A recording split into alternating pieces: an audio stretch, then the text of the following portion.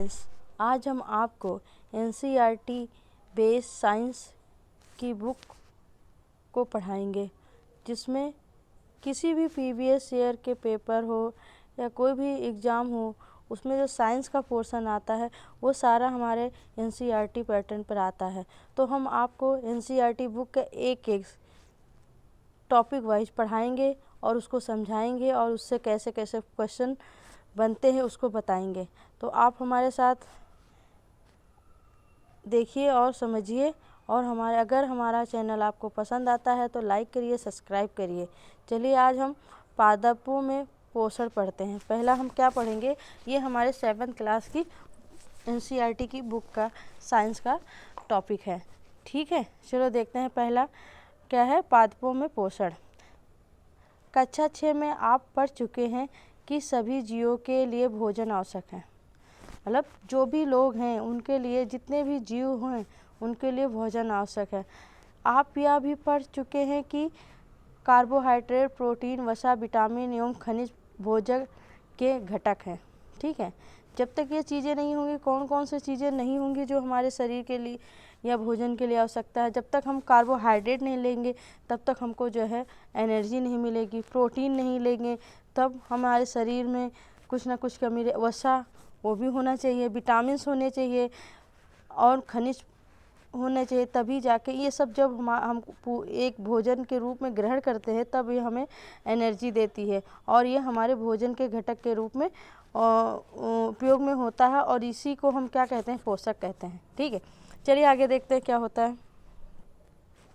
सभी जीव भोजन की आवश्यकता होती है। पादप पौधे स्वयं के लिए भोजन बना सकते हैं, परंतु मानव रहित कोई भी प्राणी अपना भोजन स्वयं नहीं बना सकता है। मतलब कहने की मतलब ये है कि जो हमारे पेड़ पौधे हैं, जो हरे पेड़ पौधे, वो अपना भोजन स्वयं बना लेते हैं, लेकिन जो हम जैसे मनुष्य या इंसान जो होते हैं स्वयं भोजन नहीं बना पाते। वो हम लोग उन पर किस पर निर्भर रहते हैं, पेड़ों पर निर्भर रहते हैं। क्यों, चलिए देखते हैं आगे। वे पादप अथवा पादपों का आहार ग्रहण करने वाले जंतु से अपना भोजन प्राप्त करते हैं, अतः मानव तथा अन्य प्राणी प्रत्यक्ष या परोक्ष रूप में पादपों पर निर्भर रहते हैं। मतलब कहने का मतलब होता है कि वो हम लोग जो भोजन लेना होता है वो हम पेड़ पौधों पर प्रत्यक्ष या परोक्ष रूप से जो है निर्भर करते हैं। हम किसी न किसी रूप में पौधे से अपना भोजन ग्रहण करते हैं। ठीक है, चलिए। बूझो जानना चाहता है कि पादप या पेड़ अपना भोजन किस प्रकार बनाते हैं। चलिए देखते हैं, आगे देखते हैं क्या है। पादपों में पोषण विधि। पादपों में पोषण विधि क्या है। केवल पादप ही ऐसे जीव हैं जो जल, कार्बन डाइऑक्साइड एवं खनिज की सहायता से अपना भोजन बना सकते हैं। ये सभी पादप उनके परिवेश में उपलब्ध होते हैं। ठीक है, मतलब कहने का मतलब होते हैं जो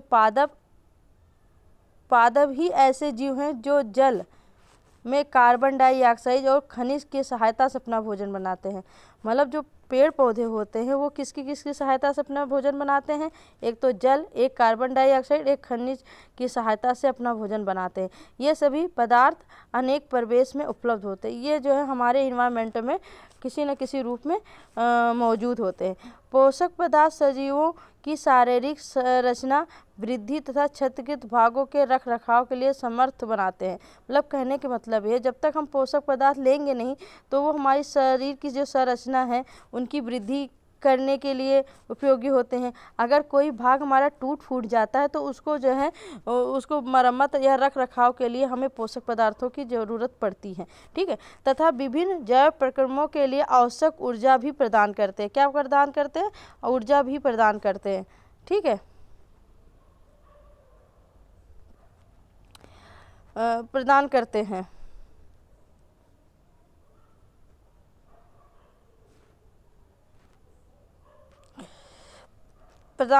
हैं।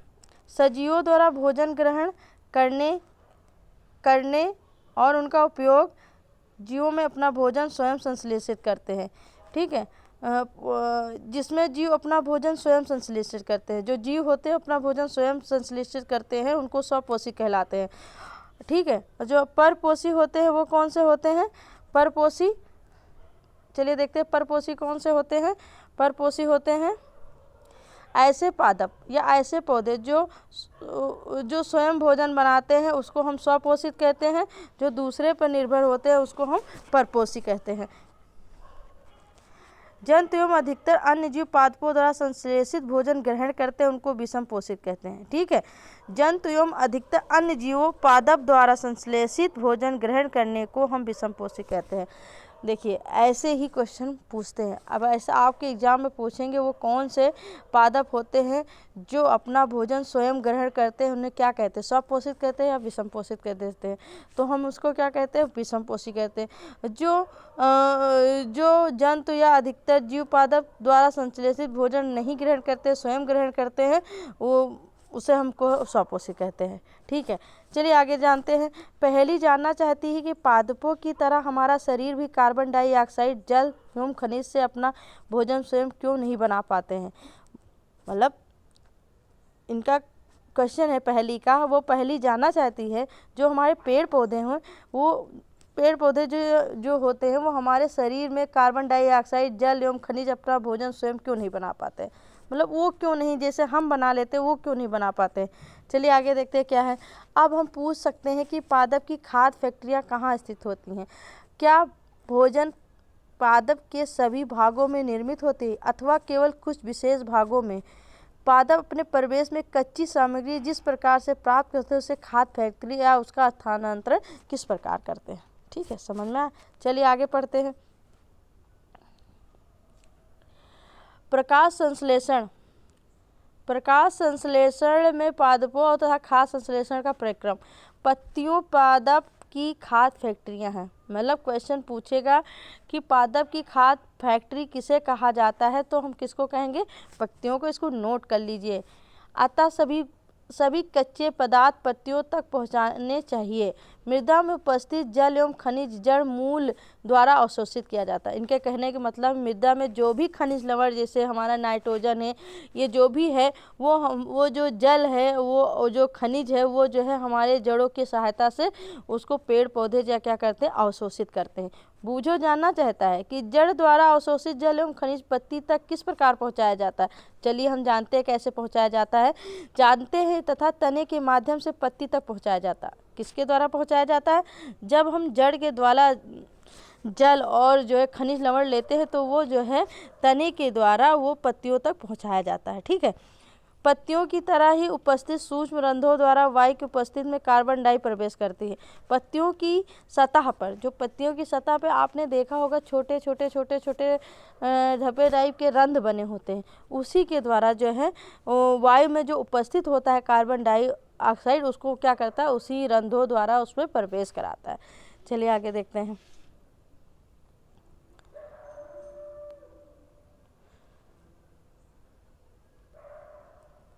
यह रंध्र दो कोशिकाओं द्वारा घिरे होते हैं। ये क्या होता है, दो कोशिकाओं द्वारा घिरे होते हैं। ऐसे छिद्रों को रंध्र कहते हैं। ठीक है, क्या कहते हैं, रंध्र कहते हैं। जल एवं खनिज वाहिका द्वारा पत्तियों तक पहुंचाए जाते हैं। जल और खनिज किसके द्वारा पहुंचाया जाता है, वाहकों द्वारा पत्तियों तक पहुंचाया। यह वाहकाएं नली के समान होती हैं तथा जड़, तना, शाखाओं तथा पत्तियों तक फैली होती है। जो इनकी वाहकाएं होती है, वाहकाएं मतलब सिराएं जो होती हैं, वो कहाँ कहाँ तक फैली होती है, जड़, तना और शाखाओं एवं पत्तियों तक फैली होती है। पोषक को पत्तियों तक पहुँचाने के लिए यह वाहकाएं एक सतत मार्ग बनाती है। मतलब क्या करती है, एक सतत मार्ग या रास्ता बनाती रहती है। पादपों में पदार्थ के परिवहन के विषय में आप अध्ययन कर चुके हैं। ठीक है, फिर देखते हैं क्या पूछती है।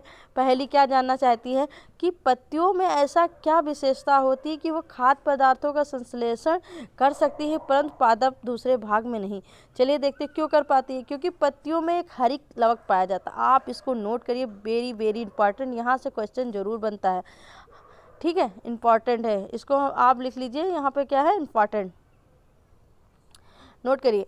पत्तियों में एक हरा लवक वड़क होता है। पत्तियों में एक हरा वर्णक होता है जिसे हम क्लोरोफिल कहते हैं। क्या कहते हैं? क्लोरोफिल कहते हैं। क्लोरोफिल सूर्य के प्रकाश या सौर प्रकाश की ऊर्जा का संग्रहण करके पत्तियों की सहायता करता है। इसका ऊर्जा का प्रयोग जल एवं कार्बन डाइऑक्साइड से खाद्य संश्लेषण में होता है। क्या होता है? खाद्य संश्लेषण में होता है। ऊर्जा का प्रयोग जल और कार्बन डाइऑक्साइड में खाद्य संश्लेषण में होता है, क्योंकि खाद्य संश्लेषण सूर्य के प्रकाश की उपस्थिति में होता है, इसलिए इसे प्रकाश संश्लेषण कहते हैं। पत्तियों में प्रकाश संश्लेषण किसके द्वारा होता है? सूर्य के प्रकाश में प्रकाश संश्लेषण क्रिया होती है। और क्यों होती? किस पे होती है? हरे पत्तियों पे होती है। ठीक है, क्योंकि उसमें क्या होता है? क्लोरोफिल उपस्थित होता है।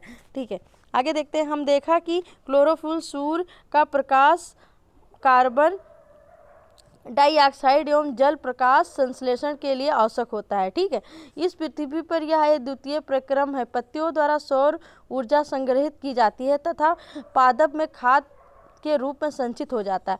अतः सभी जीवों के लिए सूर्य ऊर्जा का चरम स्रोत है। मतलब कहने के मतलब है कि जो है जीवों के लिए जो सबसे चरम ऊर्जा का स्रोत है वो क्या है? सूर्य। ठीक है, क्या आप कल्पना कर सकते हैं कि प्रकाश संश्लेषण नहीं होगा तो क्या होगा? अगर हम कल्पना कर ले कि प्रकाश संश्लेषण नहीं होगा तो क्या होगा? कोई जीव बनेगा ही नहीं, कोई सरवाइव ही नहीं करेगा और वहीं पे वो डेथ हो जाएगी। तो हमारा जो है ये जीवों का प्रक्रम वहीं समाप्त हो जाएगा। तो प्रकाश संश्लेषण ना होने की स्थिति में खाद्य उपलब्ध नहीं होगा। सभी जीवों का अस्तित्व प्रत्यक्ष या परोक्ष रूप से पादपों द्वारा निर्मित भोजन पर निर्भर करता है।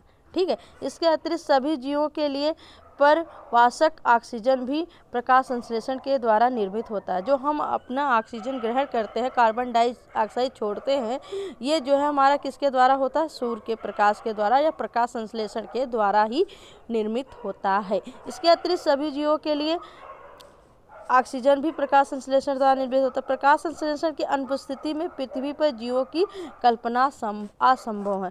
जब तक प्रकाश संश्लेषण नहीं होगी पृथ्वी पर उसका जीवन असंभव होगा। इसलिए प्रकाश संश्लेषण आवश्यक, तभी जो है पृथ्वी पर जीवन की कल्पना की जा सकती है, वरना उसकी कल्पना करना निरर्थ है।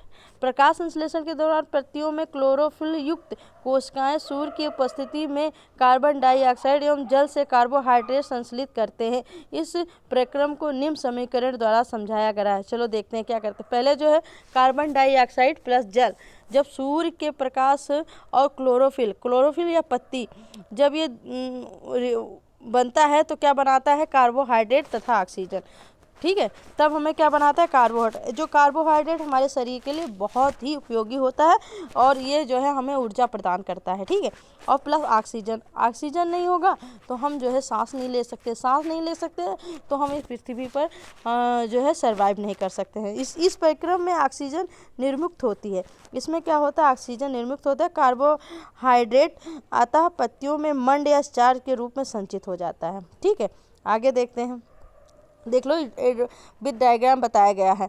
ठीक है, ये जो है पत्तियां हैं, पत्तियों में ये जो है दो कोशिकाएं और रंध्र द्वारा होता है, ये जो छोटी सी बनी होती है। ठीक है, ये पत्तियों की संरचना है जो काट के बनाया गया है। इसी जो छोटे छोटे पार्ट होते हैं इसको हम जो है क्लोरोफिल कहते हैं, और जो इनके बीच में दो गैप होते हैं इसको द्वार कोशिकाएं कहते हैं, और रंध्र ये जो बीच का भाग होता है, जो खाली भाग होता है, इसको रंध्र ये जो है रंध्र का काम होता है खुलना या बंद होना, वो भी प्रकाश संश्लेषण की उपस्थिति में। ठीक है, तो ये क्लोरोफिल युक्त कोशिकाएं दर्शाते हुए किसी पत्ती का कट चित्र है, इसको मतलब हम बनाया गया है। चलिए आगे देखते हैं। पत्तियों में स्टार्च की उपस्थिति में प्रकाश संश्लेषण प्रक्रम का संपन्न होना दर्शाता है। स्टार्च भी एक प्रकार का कार्बोहाइड्रेट है। ठीक है, देखिए क्या होता है, प्रकाश संश्लेषण कैसे होता है। देखो विद डायग्राम आप लोग समझने की कोशिश करिए क्या होता है। देखिए ये सूर्य है, सूर्य क्या है, और ये पेड़ है। ठीक है, जब सूर्य ऊर्जा जब पत्तियों में क्लोरोफिल की उपस्थिति में जब ये जो है नीचे और ये जल और खनिज पदार्थ का लेके जब पत्तियों तक ले जाता है तनी के द्वारा, वाहिकाओं के द्वारा, तब ये जाके यहाँ अपना भोजन बनाता है, कार्बन डाइऑक्साइड और ऑक्सीजन बनाता है। तो कार्बन डाइऑक्साइड ले लेता है और ऑक्सीजन जो है छोड़ देता है। जब कार्बन डाइऑक्साइड लेता है तो और जो ऑक्सीजन छोड़ता है उसको जो है हम जैसे मनुष्य लोग या जीव जंतु जो पृथ्वी पे रहते हैं वो ऑक्सीजन के रूप रूप में ग्रहण करते हैं और हम कार्बन डाइऑक्साइड छोड़ते हैं। प्रकाश संश्लेषण में दर्शाने के लिए व्यवस्थित चित्र है। ठीक है, आगे देखते हैं। बूझो ने देखा कि कुछ पादपों की पत्तियां गहरी लाल, बैंगनी तथा भूरे रंग की होती है। वह जानना चाहता है कि यह किन पत्तियों में प्रकाश संश्लेषण होता है। पत्तियों के अतिरिक्त पादपों के दूसरे हरे भागों जैसे कि हरे तने एवं हरी शाखाओं में प्रकाश संश्लेषण होता है। मतलब पत्तियों के अतिरिक्त पादपों के दूसरे भागों जैसे कि तने एवं हरी शाखाओं में भी प्रकाश संश्लेषण ऐसा नहीं है। आपको ये जानना जरूरी होगा कि जो है पत्तियों के अतिरिक्त भी जो है प्रकाश संश्लेषण होता है। वो कहाँ कहाँ होता है? वो दूसरे हरे भागों में होता है और तने की हरी शाखाओं में होता है। ठीक है, तो आप हमेशा ये जानना कि ये जो है किस किस भाग में भी प्रकाश संश्लेषण, जैसे हमारे मरुस्थलीय भाग होते हैं वहाँ पे पत्तियाँ नहीं होती है, मतलब तो वो क्या होता है वहाँ पे भी जो है प्रकाश संश्लेषण।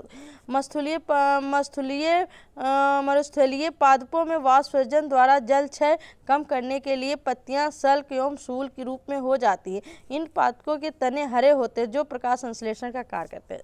ठीक है, आप कभी राजस्थान वगैरह जाइए जहाँ पे जो है धूप के कारण बारिश नहीं होती, वहाँ की जो पेड़ पौधे क्या होते हैं, उनकी जो पत्तियाँ होती हैं वो जो है सूल कांटे के रूप में ले लेती हैं, ले लेती, पर वो भाग हरा होता है। हरा होने के कारण उसमें प्रकाश संश्लेषण होता है और अपना वो भोजन बनाते हैं। ठीक है, तो ऐसा नहीं है कि सिर्फ जो है पत्तियों वाले ही भाग में, हरी पत्तियों वाले भाग में ही प्रकाश संश्लेषण होता है, नहीं, तने में भी होता। वो भी तना कैसा होना चाहिए? हरा होना चाहिए। हरे तने में होते और हरे भाग वाले जितने भी होते हैं प्लांट, उसमें जो है प्रकाश संश्लेषण संभव है।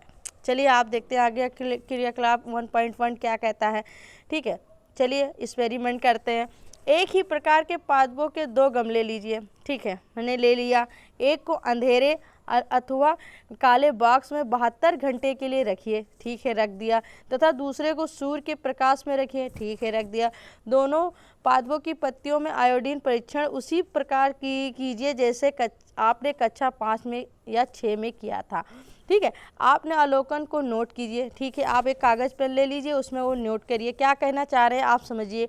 आप उस गमले को जिसे आपने अंधकार में रखा था 3-4 दिन के लिए सूर्य के प्रकाश में रख दीजिए तथा पुनः इसकी पत्तियों पर आयोडीन परीक्षण कीजिए।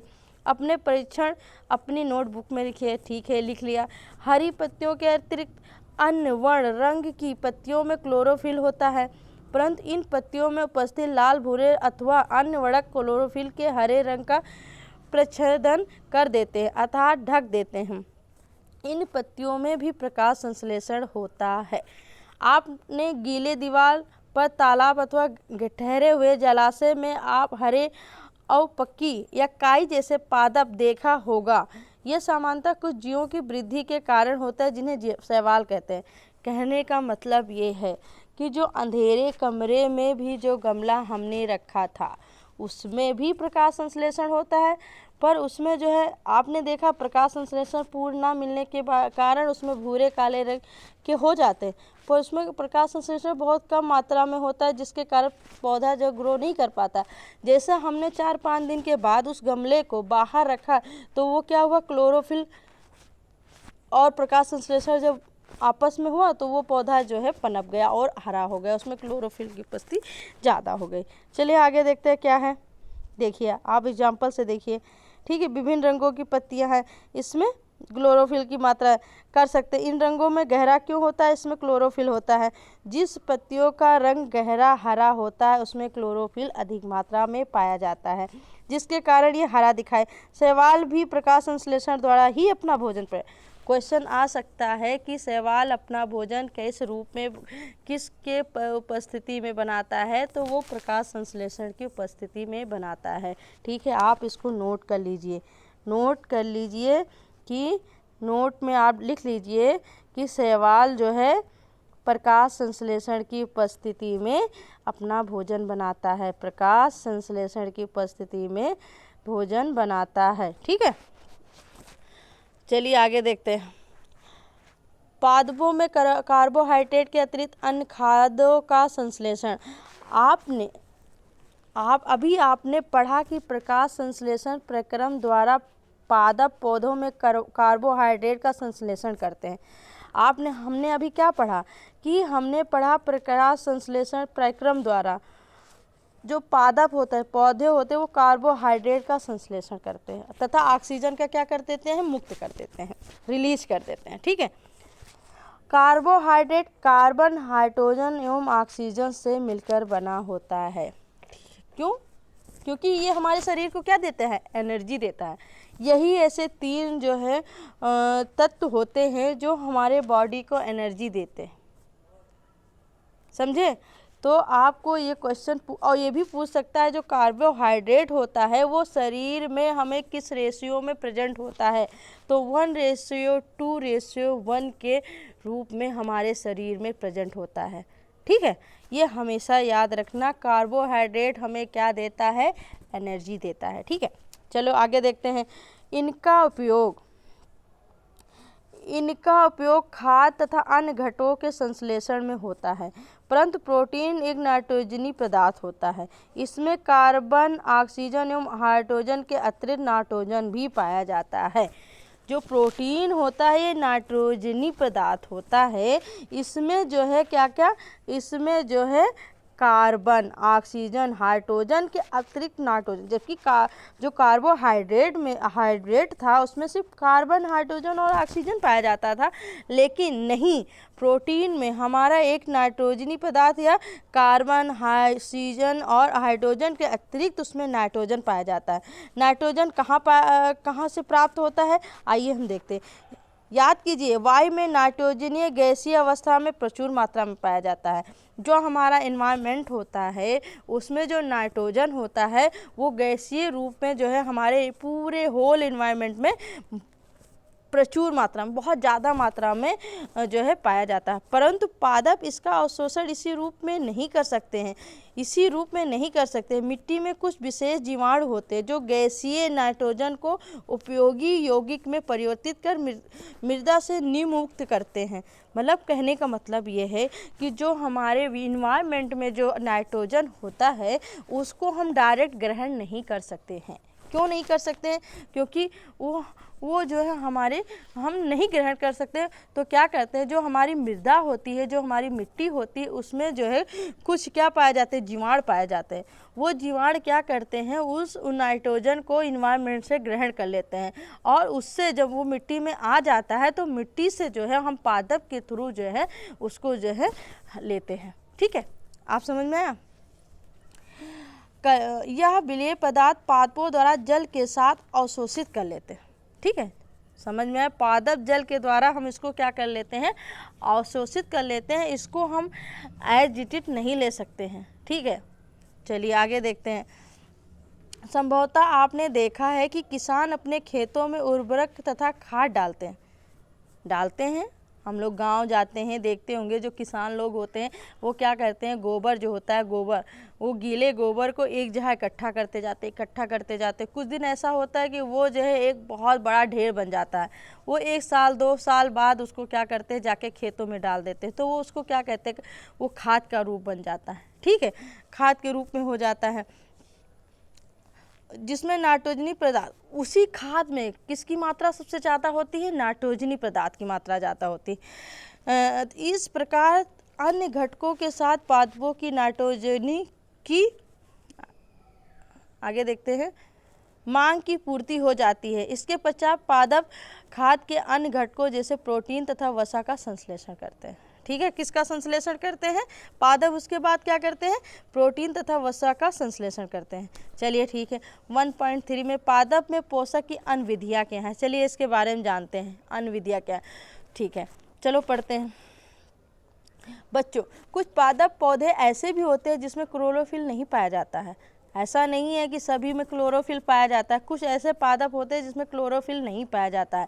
वो भोजन संश्लेषित नहीं कर सकते, मतलब वो भोजन को संश्लेषित नहीं कर पाते। वो कैसे जीवित रहते हैं, आइए पता करते हैं। तथा वो पोषक किस प्रकार प्राप्त करते हैं, मनुष्य जैसे हम लोग हैं, मनुष्य एवं अन्य प्राणी की तरह ये पादप भी अपना पोषक के लिए पादपों द्वारा या पौधों द्वारा निर्मित खाद्य पदार्थ पर निर्भर रहते हैं, जिसे हम क्या कहते हैं, विषम पोषी प्रणाली का उपयोग करते हैं। उसको हम कौन सी प्रणाली का उपयोग करते हैं, विषम पोषी प्रणाली का उपयोग करते हैं। ठीक है, चलिए ध्यान से देखिए, क्या आपको एक वृक्ष के तने एवं शाखाएं पे लिपटी रस्सी नुमा पीले रंग की संरचना दिखाई दे रही है?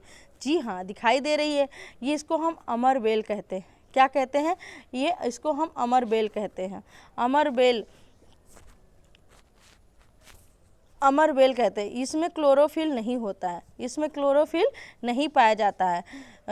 यह अपना भोजन उस पादप पे प्राप्त करते हैं जिस पर ये आरोहित होते हैं। मतलब ये अमर बेल ऐसा प्लांट होता है कि ये जिस भी पेड़ पे पड़ जाता है, डाल दो, इसका थोड़ा सा ही भाग डाल दो, वो उसी पे अपना जो है अपना घर बना लेता है। और घर बना लेता है तो उस पादप को नुकसान पहुंचाकर खुद अपना ही राज कर बैठता है। राज करने का मतलब उस पे ही अपना सारा उसको छोप लेगा। तो उसमें क्या होता है, जो अमर बेल होता है ये जो है हमारा क्या करता है, उसी पेड़ के थ्रू अपना जो है भोजन बनाता है।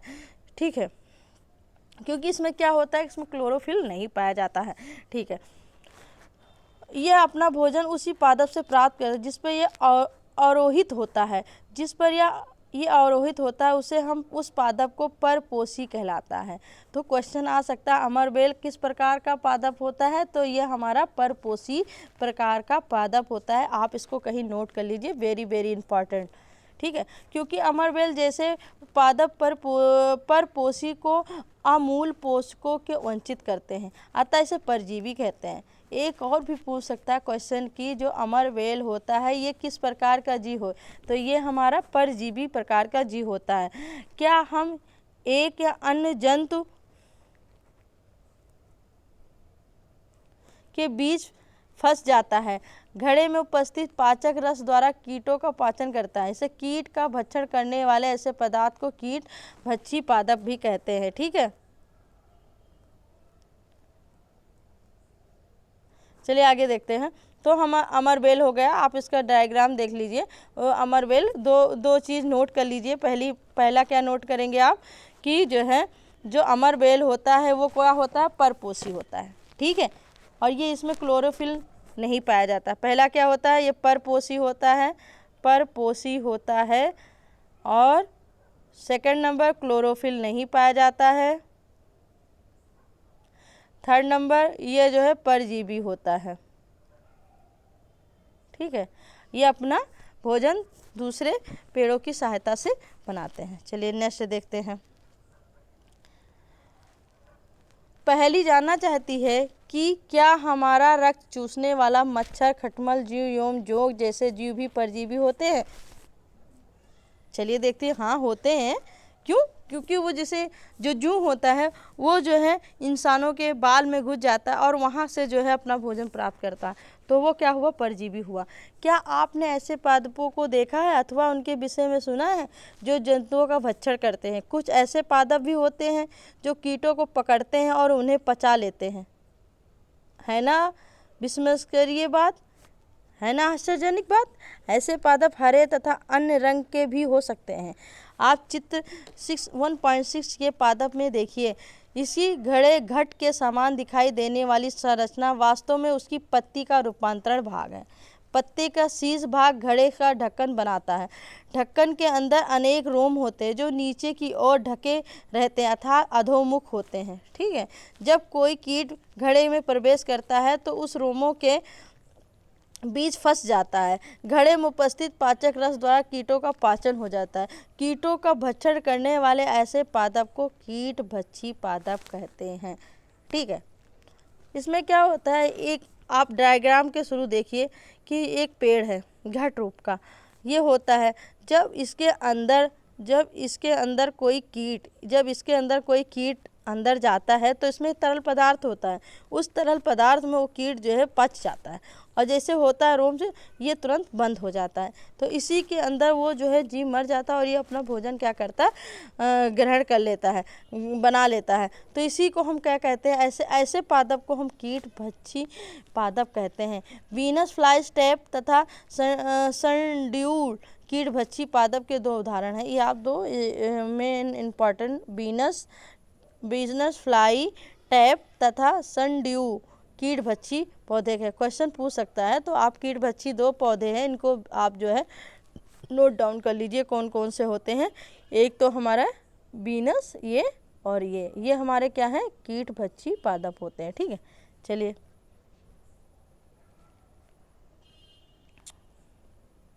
अब क्या बूझो भ्रमित है, बूझो कंफ्यूज है। यदि घट पड़ी हरा होता है और वह प्रकाश संश्लेषण संपादित करता तो यह कीट का भक्षण क्यों करता। ठीक है, ये तो भाई क्वेश्चन है कि मतलब जो वो हरा होता है तो वो क्यों डायरेक्ट क्यों नहीं अपना भोजन बना लेता है। तो इसके लिए क्या यह संभव है कि इस प्रकार के पादपों का मृदा से वो सभी पोषक नहीं मिल पाते हैं जिन्हें उन्हें आवश्यकता होती है। चलिए आगे देखते हैं। मृतजीवी किसे कहते हैं। मृतजीवी, आपने बाजार में छात्रक या मशरूम बिकते देखा है। हाँ देखा है। वर्षा के दिनों में वृक्षों की सड़ी गड़ी टूटी टहनियाँ अर्थात तनों या छाल पर छत्ते की समान संरचना के गुच्छे भी आपने देखा होगा। देखा है, सभी देखते हैं। आप दो बारिश में देखो तो एक वाइट कलर का छाते नुमे, जो हम लोग बचपन में देखते थे तो कहते थे छाते नुमे, उसको तोड़ के लाते थे और खेलते थे, उसी को हम मशरूम या छत्रक कहते हैं। ठीक है, वो जीवन यापन हेतु इन्हें किस प्रकार के पोषकों की आवश्यकता होती है और वो इन्हें कहाँ से प्राप्त करते हैं। ठीक है, देखो बूझो क्या चाहता है, बूझो जानना चाहता है कि ये जीव अपना भोजन किस प्रकार से प्राप्त करते हैं। इसमें प्राणियों के समान मुख नहीं होता है, ये हरे पादपों के समान भी नहीं होते हैं, इसमें क्लोरोफिल अनुपस्थित होता है, अतः ये प्रकाश संश्लेषण द्वारा भोजन का संश्लेषण नहीं कर सकता। ठीक है, इन्होंने मतलब कहने के अपना भोजन किस प्रकार से प्राप्त करते हैं। इनमें प्राणियों के समान मुख नहीं होता है। ओके, इसमें प्राणियों के समान मुख नहीं होता है, ये हरे पादपों के समान नहीं होते, इसमें क्लोरोफिल अनुपस्थित होता है, अतः ये प्रकाश संश्लेषण द्वारा भोजन का संश्लेषण नहीं कर पाते हैं। ठीक है, चलिए आगे देखते हैं। ये हमारे हैं, देख लो, आप बच्चों लोग नहीं देखे हो तो देख लो, इसे ही मशरूम कहते हैं। बहुत लोग इसकी सब्जियां बहुत चाव से खाते हैं। ये है मशरूम। ठीक है, चलिए नेक्स्ट देखते हैं। नेक्स्ट एग्जाम्पल क्या, ब्रेड या डबल रोटी का एक टुकड़ा लेकर उसे जल में भिगो दें, इसे किसी नम या उस स्थान पर 2-3 दिन के लिए रख दीजिए अथवा उस समय तक रखने दीजिए जब तक उस पर कोई रोई जैसी संरचना दिखाई न दे। ये धब्बे किस रंग के होते हैं, आवर्धक लेंस या सूक्ष्मदर्शी की सहायता से इसका अवलोकन कीजिए। ठीक है, इसको परीक्षणों को नोटबुक में लिखिए। ठीक है, लिख लिया। बहुत संभव है कि आप इसको रुई के धागे के समान संरचना दिखाई देती। यह जीव कवक या फंजाई कहते हैं, कवक या फंजाई कहते हैं। ठीक है, जब ऐसे रुई जैसी संरचना दिखाई देती है उसको हम क्या कहते हैं, कवक, या इंग्लिश में उसको फंजाई कहते हैं। इसकी पोषक प्रणाली अथवा पोषक विध भिन्न प्रकार की होती हैं। यह मृदक या विखंडनकारी या सड़ने वाली वस्तुएं जैव पदार्थ की सतह पर कुछ पाचक रसों का स्रावण करती है, अतः उसका साधारण व विलय के रूप में परिवर्तित कर देती है। समझ में आया? समझ में आया? विलय के रूप में तत्प्रकार इसका विलय का भोजन देख लीजिए, इसमें क्या होता है के रूप में अवशोषण करते हैं इस प्रकार के पोषण प्रणाली को जिसमें जीव किसी मृतक या विघटित जैव पदार्थ पर पोषक तत्व प्राप्त होते हैं। इनका कहने के मतलब है जो डबल रोटी होती है उस पर अगर हम जो है पानी भिगो के उसको 2-3 दिन के लिए कहीं रख देते हैं, नम जहाँ पे रख देते हैं जहाँ पे सूर्य की रोशनी नहीं आती है, तो उसमें क्या होता है, उसमें वो सड़ जाता है। सड़ने के बाद क्या होता है, उसमें जो है एक जो है रोए जैसे संरचना, जिसको हम क्या कहते हैं, उसको हम कवक या फंजाई कहते हैं। ठीक है, तो ये पदार्थों में पोषक तत्व प्राप्त करते हैं, मृत जैविक पोषक पदार्थ कहलाते हैं। ऐसी चीज़ें जो उस पर जो मतलब संरचना उत्पन्न होती है उसको ही हम जो है मृतजीवी कहते हैं या मृतजीवी पोषण कहते हैं। मृतजीवी पोषण प्रणाली का उपयोग करने वाले जीवों को मृतजीवी कहलाते हैं। ठीक है। कवक या फंजाई अचार, सड़े चमड़े, कपड़े एवं अन्य पदार्थों पर उगते हैं। एग्जाम्पल है, पूछ सकता है कभी, तो आप इसको जानना चाहिए कहाँ कहाँ उगते हैं। तो वो हमारा ऑलमोस्ट जो है अचार है। जब अचार पे कभी कभी देखिए जो सड़ जाता है तो उसमें वाइट वाइट करके होता है, वो हमारा क्या होता है, फंजाई होता है या कवक होता है। जो चमड़े होते हैं, चमड़ा है जब भीग जाता है तो आप देखिए कुछ दिन के बाद उसको निकालिए, या आप जो है चमड़े वाला लेदर वाला जूता है आप कहीं ड्रॉर में रखिए जहाँ पर धूप की रोशनी नहीं, सूर्य की रोशनी नहीं आती है। आप कुछ दिन के बाद देखिए तो उसमें जो है सफ़ेद सफ़ेद जो है कुछ दिखाई देता है, वो इसी को हम जो है क्या बोलते हैं, कवक कहते हैं। ठीक है। कपड़े है, कपड़े में भी जो है लग जाता है, क्योंकि जब तक धूप की रोशनी नहीं मिलेगी आप उसको ऐसे देखिए तो उसमें भी जो है सफ़ेद करके वो फंजाई जैसी संरचना उगाती है। ये उन स्थान पर भी उगते हैं जहाँ पे नम है, उस कहने का मतलब वही है जहाँ पर सूर्य की रोशनी नहीं पड़ेगी वहाँ पे इनकी ये जो है ये अपने ऑलरेडी अपने आप उत्पन्न हो जाते हैं। कवकों की वृद्धि के लिए वर्षा ऋतु सबसे अच्छी परिस्थितियाँ प्रदान करती है। क्यों? ओवसली वर्षा ऋतु में क्या होता है, नमी रहती है। नमी रहने पर ये अपना जो है मतलब वृद्धि बहुत ज़्यादा रूप में बहुत अधिक उसमें करते हैं। ठीक है। इसी कारण वर्षा ऋतु के दौरान अनेक वस्तुएं कवकों की वृद्धि के कारण नष्ट हो जाती है। बहुत सारी चीज़ें हम जब बरसात में नहीं देखते हैं, जब बरसात बाद देखते हैं तो वो क्या होते हैं, हमारे ख़राब हो जाते हैं। इसीलिए कहते हैं कि बारिश में जब भी धूप हो तो अपने जो भी कपड़े हैं उसको सुखा लेना चाहिए, नमी नहीं रहनी चाहिए, उसको सुखा के रखना चाहिए। ठीक है। चलिए आगे देखते हैं। वृद्धि के कारण नष्ट अथवा अनुपयोगी हो जाते हैं। अपने अभिभावकों से कवक द्वारा होने वाले नुकसान पर चर्चा कीजिए। ठीक है। चलो, पहली को याद है कि वो उसके सुंदर जूते जिन्हें वह विशेष अवसर पर पहनती थी वर्षा ऋतु में कवक के कारण खराब हो गए। वह जानना चाहती है कि वर्षा ऋतु में कवक अचानक कैसे पैदा हो जाते हैं। चलिए जानते हैं। सामान्यतः कवक के बीजाणु वायु में उपस्थित होते हैं। ठीक है। कहाँ उपस्थित होते हैं जो कवक के बीजाणु? वो हवा में उपस्थित होते हैं। जब वो किसी ऐसे जैविक पदार्थ अथवा उत्पाद पर बैठते हैं जो नम एवं उष्ण होते हैं तो अंकुरित होकर एक नए कवक का जन्म दे देते हैं। जो आप ऐसे देखेंगे वो जो है रूप दे देते हैं।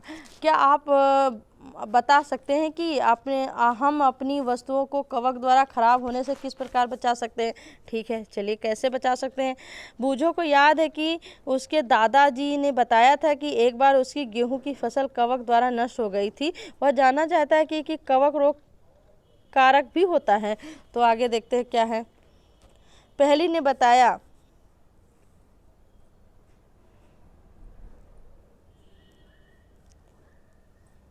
बताया कि ईस्ट एक छात्रक जैसे अनेक कवक उपयोगी होते हैं, परंतु कुछ कवक पादपों, जंतुओं या मनुष्यों के रोग उत्पन्न करते हैं। कुछ कवक का उपयोग औषधि के रूप में भी करते हैं।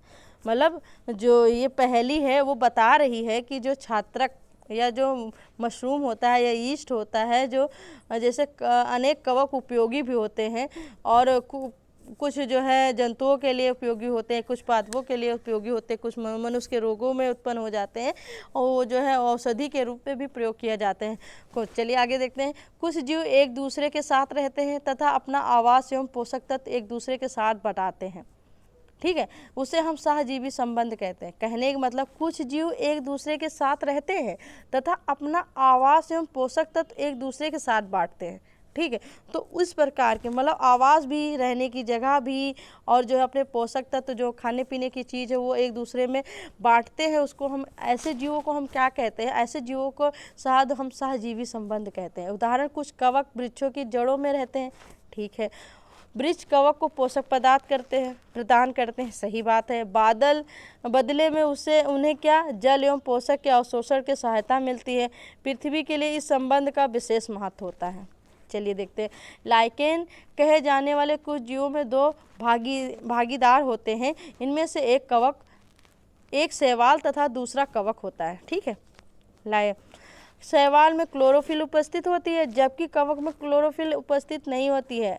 मोस्ट इम्पॉर्टेंट क्वेश्चन है, आप इसको नोट डाउन कर लीजिए कि जो है शैवाल में क्लोरोफिल उपस्थित होती है और कहाँ नहीं उपस्थित होती है, कवक में क्लोरोफिल उपस्थित नहीं होती है। कवक शैवाल को रहने का स्थान, आवास, जल एवं पोषक तत्व उपलब्ध कराता है। कौन उपलब्ध कराता है शैवाल को? कवक शैवाल को रहने के लिए रहने का स्थान, आवास, जल एवं पोषक तत्व उपलब्ध कराता है तथा बदले में शैवाल प्रकाश संश्लेषण द्वारा संश्लेषित खाद्य कवक को देता है। ठीक है, समझ में आया? तो क्या करता है वो एक दूसरे के मतलब एक दूसरे की सहायता किसी न किसी रूप में करते हैं, इसीलिए उनमें सहजीवी संबंध होता है। तो लाइकेन कहे जाने वाले दो। अब एक और बात है कि जो है शैवाल और कवक को हम क्या कहते हैं? लाइकेन। ठीक है, नेक्स्ट देखते हैं 1.5 क्या कहता है। मृदा में पोषक तत्वों को पुनः पूर्ति किस प्रकार से होते हैं, आइए देखते हैं। क्या आप जानते हैं, क्या आपने किसानों को अपने खेतों अथवा माली को बगीचे, लान एवं गमले में खाद तथा उर्वरक डालते देखा है? हाँ, देखा है। क्या आप जानते हैं कि वो इन्हें मृदा में क्यों मिलाते हैं? आप पढ़ चुके हैं कि पादप मृदा से खनिज पोषक तत्व अवशोषित करते हैं। मैंने आपको ऊपर बताया था कि जो पादप से खनिज पोषक तत्व जो है अवशोषित करता है, अतः मृदा में इनकी मात्रा लगातार कम होती जाती है। उर्वरक एवं खाद में नाइट्रोजन, उर्वरक में क्या क्या होता है ये आप नोट डाउन कर लीजिए। क्या क्या होता है उसमें? नाइट्रोजन होता है, पोटेशियम होता है, फास्फोरस होता है, जैसे पोषक होते हैं। पादपों द्वारा लगातार उपयोग किए जाने के कारण मृदा में उनकी मात्रा धीरे धीरे कम हो जाती है। क्या हो जाती है? कम हो जाती है। ठीक है, तो मृदा को इन पोषक तत्वों में समृद्ध करने के लिए भूमि में उर्वरक तथा खाद मिलाने की आवश्यकता होती है। यदि हम पादप के पोषक की आवश्यकता के बारे में ज्ञान हो तो हम न केवल पादप को उगा सकते हैं बल्कि उन्हें स्वस्थ भी रख सकते हैं। ठीक है, पादपों में प्रोटीन बनाने के लिए सामान्यतः नाइट्रोजन को अधिक आवश्यकता होती है। मतलब पादपों में सबसे ज़्यादा क्या जरूरी होती है? प्रोटीन। और प्रोटीन जरूरी होगी तो उसमें सबसे ज़्यादा क्या जरूरी होगी? नाइट्रोजन की आवश्यकता होती है। फसल कटाई के बाद मृदा में नाइट्रोजन की कमी हो जाती है। यद्यपि वायु में नाइट्रोजन गैस प्रचुर मात्रा में उपस्थित होता है, परंतु पादप इसका प्रयोग उसी रूप में करने में असमर्थ होता है जैसे वह कार्बन डाइऑक्साइड का प्रयोग करते हैं। पौधा नाइट्रोजन का विलय रूप में ही अवशोषित कर लेते हैं। कुछ जीवाणु जो राइजोबियम कहलाते हैं वह वायुमंडलीय, तो एक क्वेश्चन यहाँ से बन सकता है वो कौन सा जीवाणु है जो वायुमंडलीय से नाइट्रोजन ले सकता है? तो वो हमारा राइजोबियम होता है। यह राइजोबियम का काम क्या होता है? यह वायुमंडल से नाइट्रोजन के विलय पदार्थ में परिवर्तित कर देता है, परंतु राइजोबियम अपना भोजन स्वयं नहीं बनाता। यह चना, मटर, मूंग, सेम तथा अन्य फलीदार पादपों के जड़ों में रहता है तथा उसके नाइट्रोजन की आपूर्ति करता है। अधिकतर दाल फलीदार पादपों से प्राप्त होता है। इसके बदले में पादप राइजोबियम जीवाणु को आवास एवं खाद्य प्रदान करते हैं, अतः इसमें सहजीवी संबंध होता है। कहने के मतलब ये है कि राइजोबियम जो होता है वो स्वयं भोजन नहीं बना पाता है, तो क्या करता है? ये वायुमंडलीय से नाइट्रोजन लेता है और उसको नाइट्रोजन पदार्थ में परिवर्तित कर देता है। तो जैसे हमारे जो फलीदार होते हैं, पादप होते हैं, इनके जड़ों में पाया जाता है, तो ये क्या करते हैं? उनको नाइट्रोजन देते हैं, तो उनसे ये क्या करते हैं? ये जो है अपना वहाँ से इनको क्या मिल जाता है? आवास मिल जाता है, खाद्य पदार्थ मिल जाता है। इसीलिए इन दोनों में क्या होता है? सहसंबंध होता है, सहजीवीय संबंध होता है। ठीक, दालों की फसलों के लिए उन्हें मृदा में नाइट्रोजन उर्वरक भी आवश्यकता नहीं पड़ती है। यही नहीं, दाल की फसल उगाने के बाद अगली फसल के लिए सामान्यतः उर्वरक की आवश्यकता नहीं रहती है।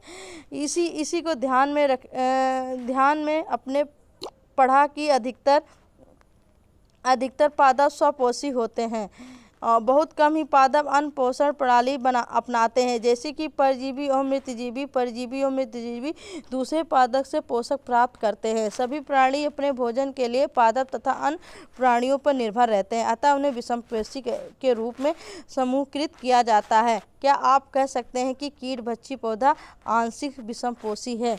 यस।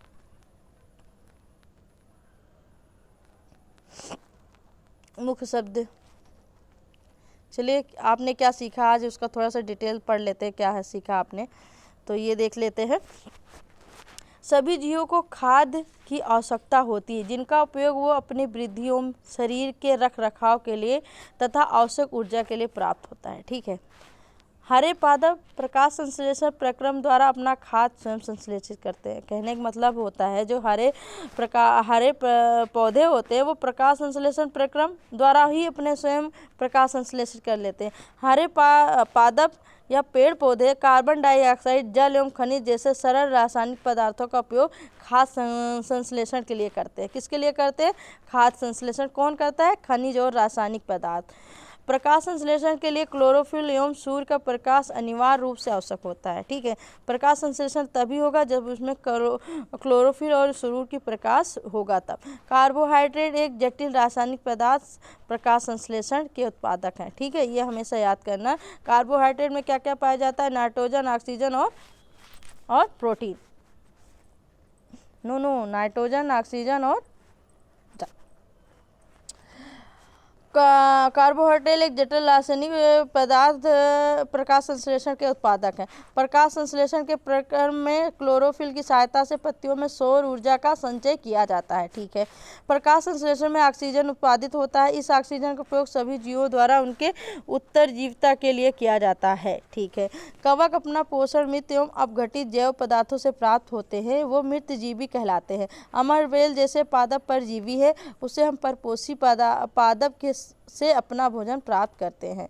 ठीक है, कुछ पादप एवं अन्य सभी जीव अपने पोषक हेतु दूसरे जीवों पर निर्भर रहते हैं, अतः विषमपोषी कहलाते हैं। अभ्यास है, आप ये लोग कर लीजिएगा। अमरबेल क्या है? एक परजीवी है। ठीक है, कीटों को पकड़कर अपना आहार बनाने वाले को उसको क्या बोलते हैं? पर्ण या पिच्चर पाद।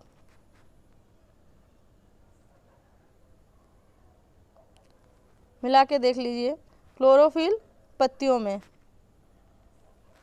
क्लोरोफिल पत्ती में। ठीक, नाइट्रोजन जीवाणु, अमरबेल परजीवी, कीटभक्षी घटपड़ी और जंतु परपोषी। ठीक है,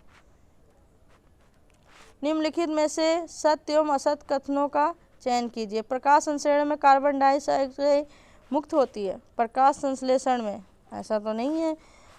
ऐसे पादप जो अपना भोजन स्वयं संश्लेषित करते हैं उसे मृतजीवी, ऐसा भी नहीं। प्रकाश संश्लेषण का उत्पादक प्रोटीन नहीं होता, नहीं। प्रकाश संश्लेषण में सौर ऊर्जा का रासायनिक रूप में उपवर्तन होता है, ऐसा ही है।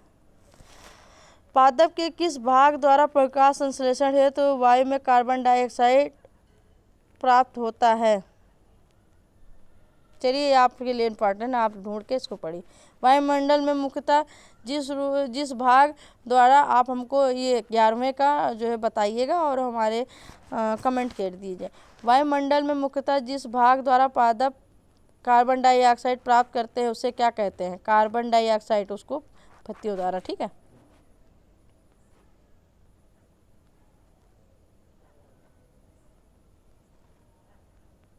Thank you. आपको हमारा वीडियो पसंद आया तो लाइक करिए, सब्सक्राइब करिए और शेयर करिए ताकि इसका बहुत सारे व्यूज़ इसका फ़ायदा उठा सके। Thank you.